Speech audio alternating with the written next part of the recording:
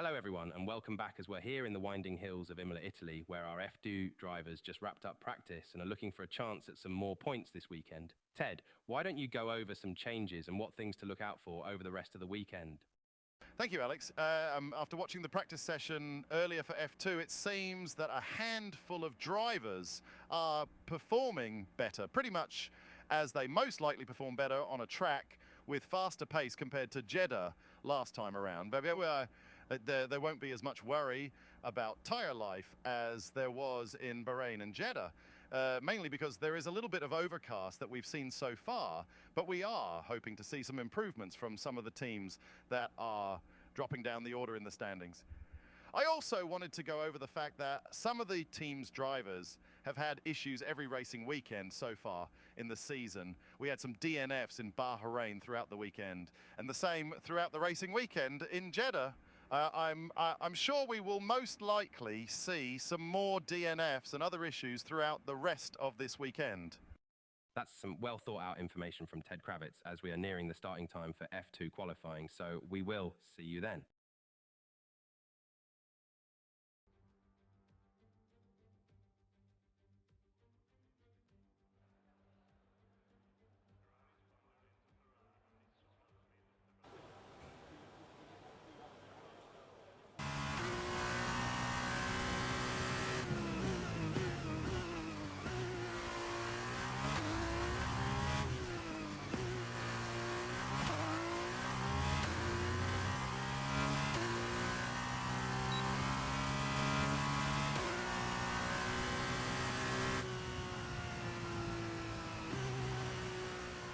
The grid is all set for the race tomorrow, but before we go, let's quickly remind ourselves of our top three, which are Johnson, Lawson, Frederick Vesti. The grid is set then, so that just leaves the race itself. Join us tomorrow where we'll be live with all the action, and until then, goodbye.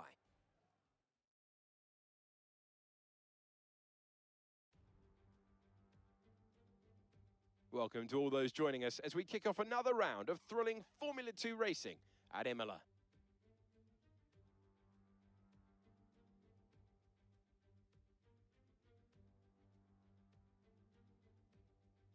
Imola's unusual in that it runs anti-clockwise, taking in 19 turns along its 3.1 miles of tarmac. 9 of those are right-handers, with the remaining 10 as left-handers. Now, the F2 drivers here today need to keep in mind the elevation. Pay attention to turn 7. A slow exit from here will lose a driver a lot of time as they struggle to accelerate uphill. As we await the start of another hugely anticipated Formula 2 race, I'm joined again by Davide Valsecchi.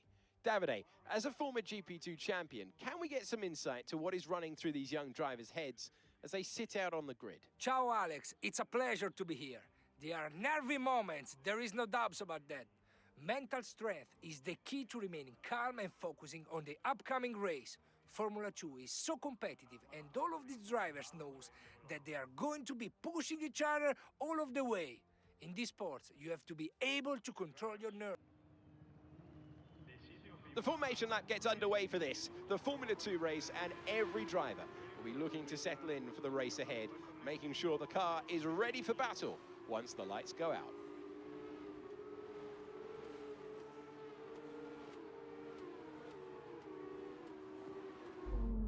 We are almost ready to start the Formula 2 race as the cars take their positions on the grid, with the drivers and teams making their final preparations.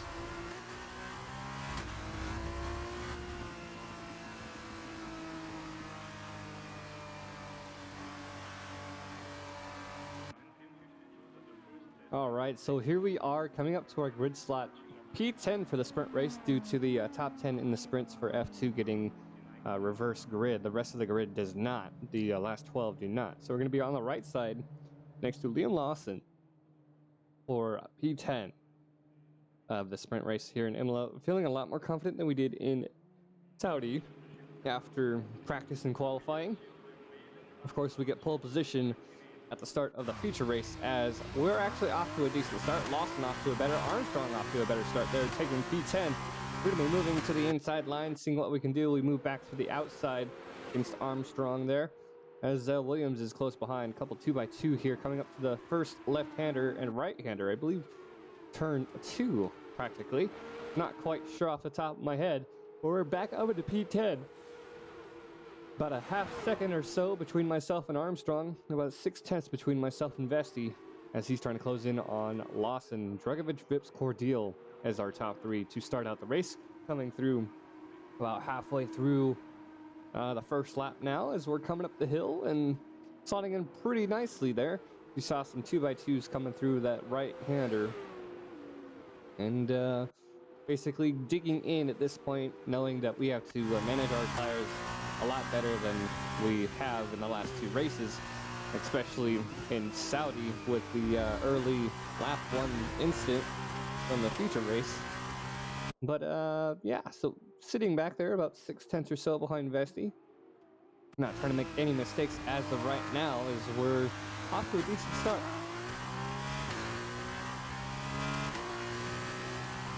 Trying to get our foot down here, coming towards the last 2 corners.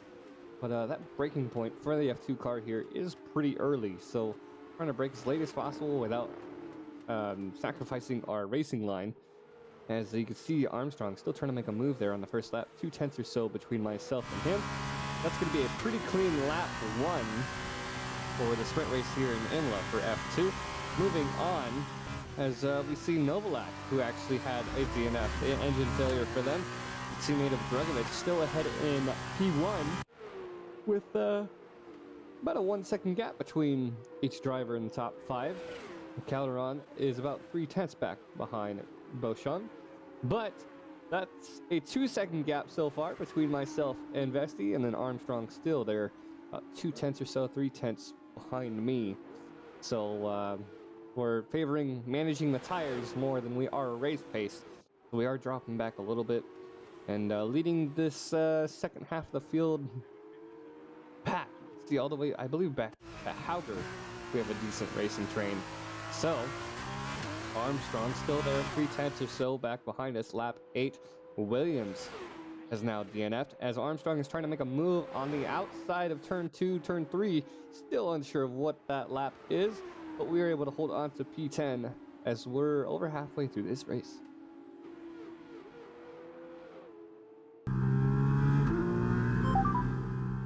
Nice work defending. The gap is still around 2 seconds to the next driver ahead, but just focus on your tyres for the rest of the race, and we should be fine for the feature race.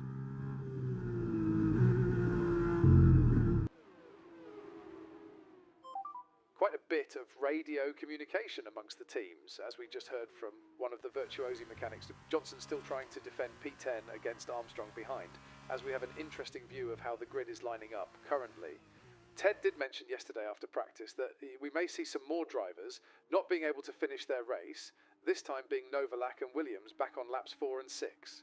That's right, showing that it's only 3 races into the F2 season and a handful of teams are having issues with their cars, leaving it to be a pretty even playing field for each race ahead. We're watching Johnson still trying to defend against Armstrong, and he's actually doing pretty well against him. Still about a second between them, as Johnson was told that he could try and start pushing.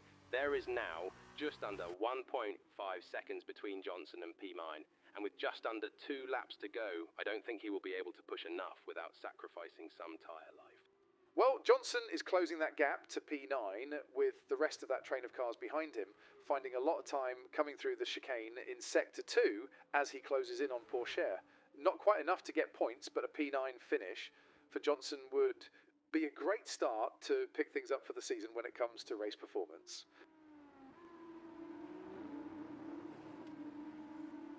And we are moving on to the last lap, about a second or so between myself and Pourchaire. Moving on to Sector 2, Sector 3, that lower part of the track where you drop down to that double right-hander. And we're trying to make a move on Pourchaire. We're pulling up next to him, and we brake late coming into the chicane 50-meter marker, giving him as much room as we can. He goes over the curb. You see, we give him the outside line there, but we do have that straight line speed and traction coming out of that corner because we had that inside line. That's going to be P9 for the sprint race, and that's not going to be quite enough for us. It's going to be just outside the points for the sprint race here for F2.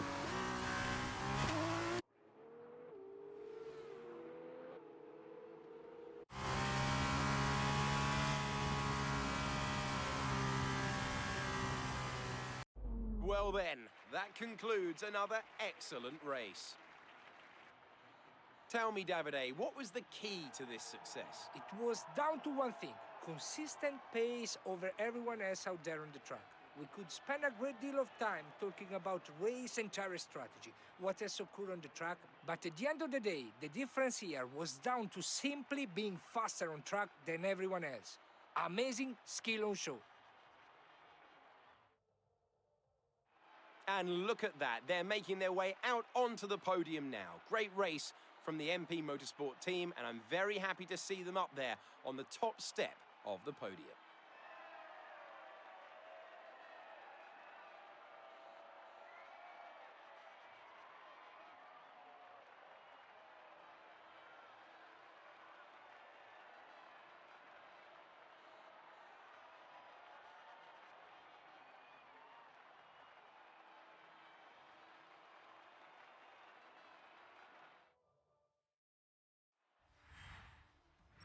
So then, it's time to see how this result affects the Drivers' Championship. The gap at the top of the championship has been cut down after a difficult race for our championship leader. And now, Davide Valsecchi, let me ask you, who is your driver of the day? Let's give it to Felipe Drugovic. That was a quality drive from start to finish. He can be proud of that one. And now a look at the team standings. We saw a dip in form from the championship leaders today. Their lead has taken a significant blow. Meanwhile, good work from Campos this weekend, who pushed themselves further up the order. After all this drama, you would be mad not to join us for the next race. We hope to see you then. Take care.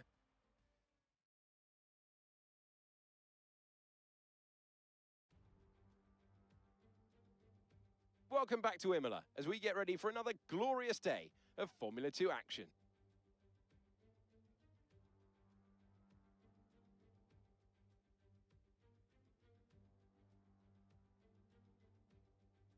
It's 3.1 miles around Imola with 19 turns to master, 9 right-handers and 10 left. And note as well that Imola is one of the few tracks that's driven anti-clockwise.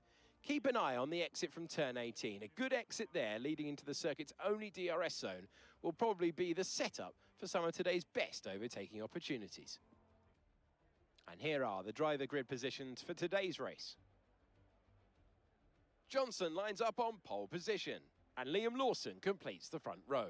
Looking down the rest of the grid, we have Vesti, Hughes, Teo Porcher, Cordial, Calderon, Boschong, Drugovic, Yuri Vips, Armstrong, Hauger, Callan Williams, Ayumu Awasa, and Sato, Sargent, Deruvala, Enzo Fittipaldi. For sure, Novalak, Caldwell, and Roy Nissany completes the grid. And now it's time to head down to the track. As we await the start of another hugely anticipated Formula 2 race, I'm joined again by Davide Valsecchi. Davide, as a former GP2 champion, can we get some insight to what is running through these young drivers' heads as they sit out on the grid? Ciao, Alex. It's a pleasure to be here. There are nervy moments, there is no doubts about that. Mental strength is the key to remaining calm and focusing on the upcoming race. Formula 2 is so competitive, and all of these drivers knows that they are going to be pushing each other all of the way. In this sport, you have to be able to control your nerves. The formation lap gets underway for this, the Formula 2 race, and every driver will be looking to settle in for the race ahead, making sure the car is ready for battle once the lights go out.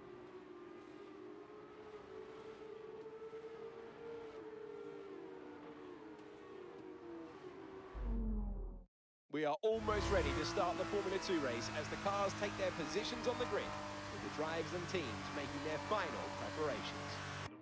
And we are back to our comfortable position, being up front from qualifying. The sprint race not getting us any points, but we did get those 2 points from qualifying as we're coming up to our slot on the grid. It's going to be P1, so it's going to be the longest car sitting there cooling their tires. And I'm hoping that our tire life was in our favor, backing off of that pack, but we're going to have to wait and see as we have the rest of the cars coming up to the grid. Sato there on the left side, about 3/4 of the way through the left line, back outside of the points. As our 5 red lights are coming on, hoping for a better race, and we're off. And as you can see, it's the same situation. That front left tire has a puncture, same as the rear left tire. But unfortunately, as we cut across the drivers here, it's going to be a rear left puncture and an early out for us today in Imola for the feature race.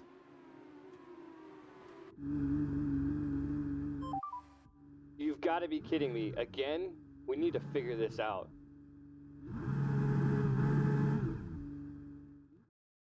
Brilliant stuff from Campos today. What a superb victory.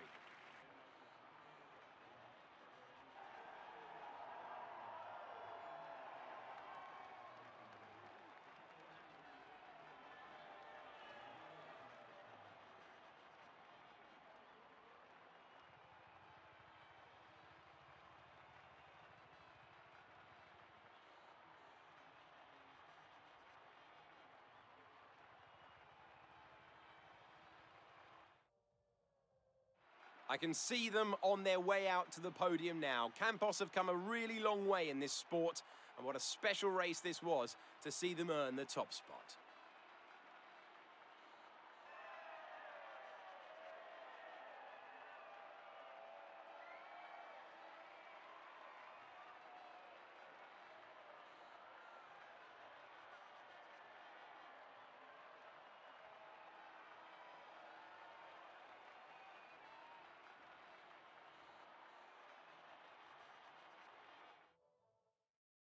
And now, let's take a look at the drivers' standings. Liam Lawson extends his lead at the top, getting ever closer to securing the championship. Now then, Davide Valsecchi, who would you say was your driver of the day? Lots of drivers impressed me today, Alex. But if I have to say one that impressed me most, it's only Caldwell. On to the teams then. Carlin have extended their lead at the top of the standings. Another team that excelled today was Dams, who make further progress up the table. It was great having you with us for this weekend. I hope you enjoyed it as much as we did. We'll see you when Formula 2 returns. All right, so what? No Paddock Podcast at the end of this episode as we have an abrupt end to our feature race. Same situation that happened last race in Jeddah. And I don't know what goes on between the feature race and the sprint race to cause my medium tires to have full wear and tear.